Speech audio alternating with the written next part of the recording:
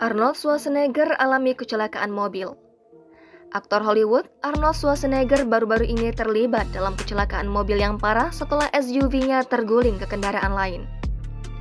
TMZ memiliki gambar dan detail dari insiden yang terjadi pada Jumat 21 Januari 2022 malam waktu setempat di Sunset Blitz, Amerika Serikat.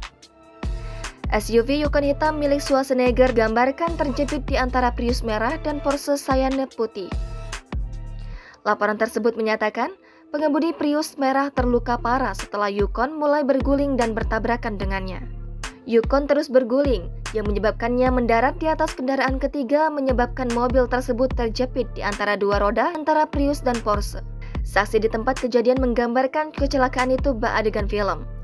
Kecelakaan itu terjadi sekitar 1 mil jauhnya dari kediaman Schwarzenegger. Dilaporkan bahwa airbag di kendaraan Schwarzenegger mengembang. Adapun pengemudi Prius dikabarkan mengalami pendarahan di kepalanya dan harus dibawa ke rumah sakit dengan ambulans. Jangan lupa subscribe, share, komen, dan like ya.